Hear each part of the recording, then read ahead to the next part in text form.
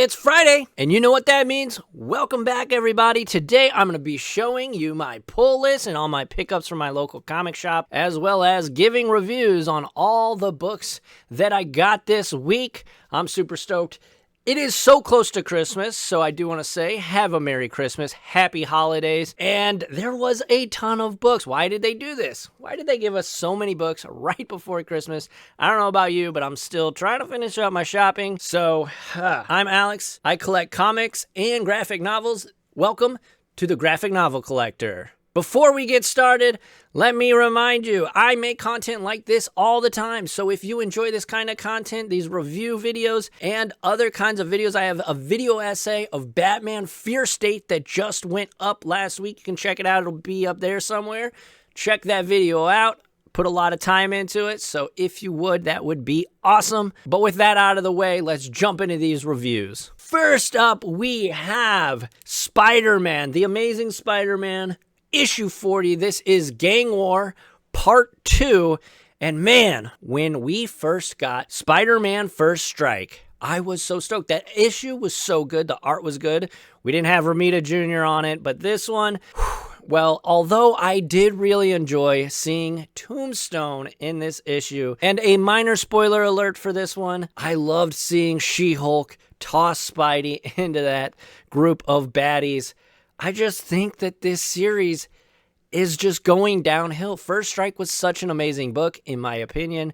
And this one, this is the second actual issue of Gang War. It just hasn't stuck the landing. Hopefully, the characters they revealed in the last panel of this book spice things up and get this back on track. But Spider-Man Issue 40, Gang War Part 2, I only have to give it 3 stars because it wasn't a bad book. It wasn't a bad book by any means, but it wasn't what I was expecting when we saw that first issue of First Strike. That issue was an excellent comic book. This one's only getting 3 stars.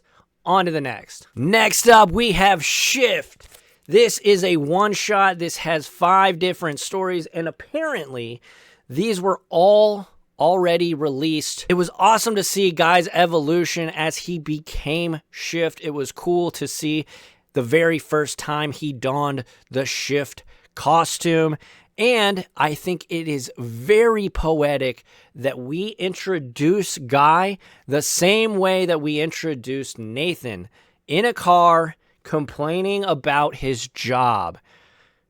Super relatable. We see Guy really become the villain that we know him in Radiant Black. I'm super stoked for the next couple issues of Radiant Black. Shift will be back in issues 28 and 28.5. But this book, I'm giving a 4. I was super excited. I am a huge fan of the Massive Verse in Radiant Black, and Shift is one of the best villains in the series. That's the Shift one-shot. I really, really enjoyed it. If you're a Massive Verse fan, if you're a Radiant Black fan, you have to pick up Shift, the one-shot. Next up, we have James Tynion the Force, Deviant, issue number 2, and this was a great comic book. It was definitely a downshift in action. I feel like if I could describe this, it was the calm before the storm. We were following our main character, Michael, and he was really just setting things up. There's a really tense scene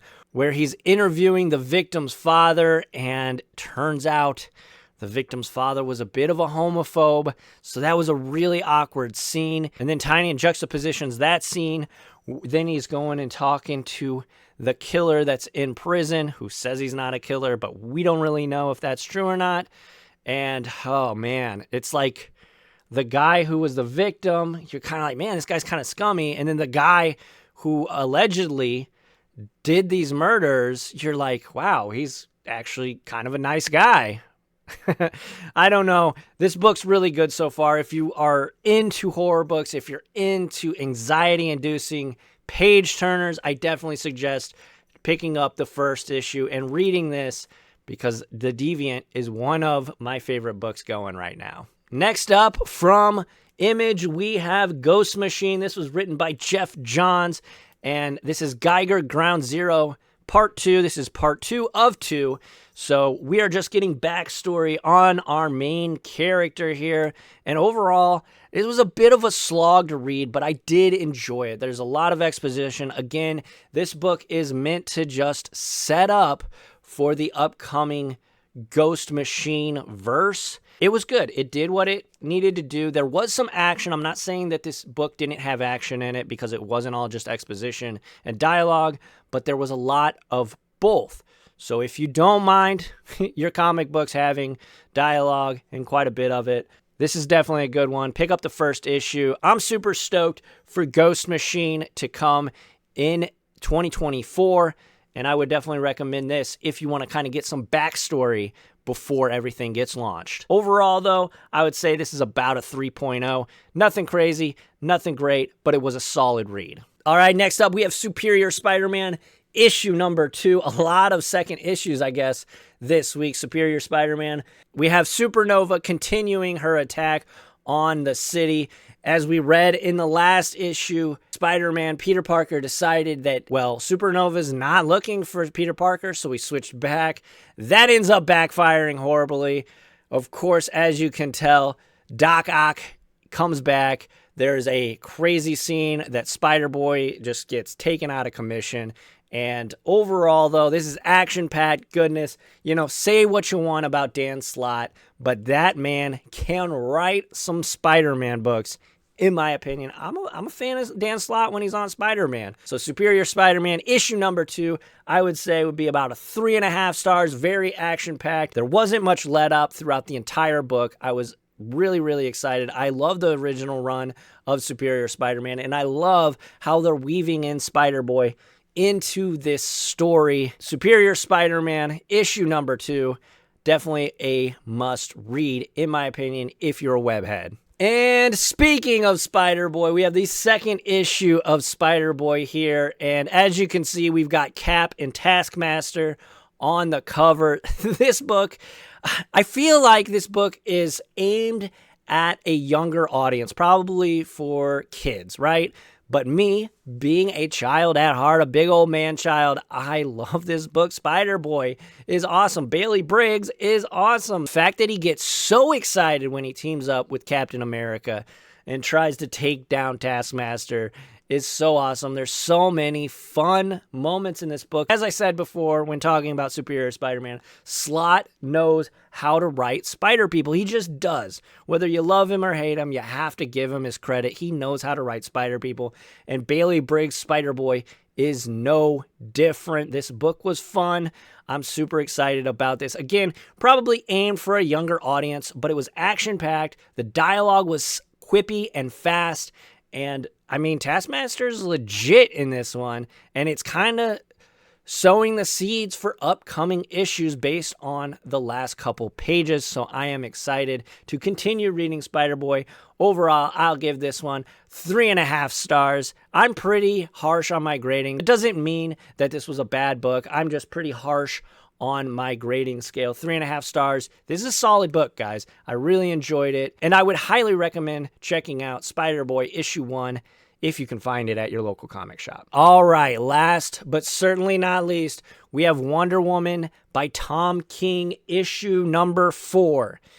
Now, this is probably the most controversial book on today's pull list in today's video, because as you probably have heard on the internet and on YouTube, the last issue ended with a soldier that committed suicide. So some very heavy stuff in the pages of these books. Issue 4, though, was much lighter. We see Wonder Woman basically taking a Make-A-Wish child out, and she goes to Themistocles and gets to show him a good time, essentially. There are some heavy political themes in here, and I understand that's not everybody's thing, and that not everybody's going to like this book. Tom King, in my opinion, is going where other writers refuse to, and whether you like that or dislike it, I personally am enjoying this book. I know that can be some touchy ground when you start talking about suicide, especially suicide of someone in the military, but I think that Tom King is touching on some political topics here that kind of need to be talked about. And then, of course, the Lasso of Lies, behind the scenes, the president kissing the ring. If you know, you know.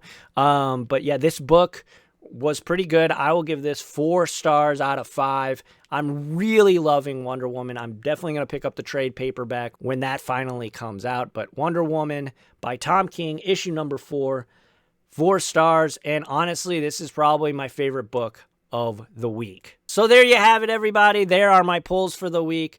A lot of awesome book. A huge week, again, right before Christmas. Why did they do that to us? They hate us. Marvel, DC, and Image, they all hate us.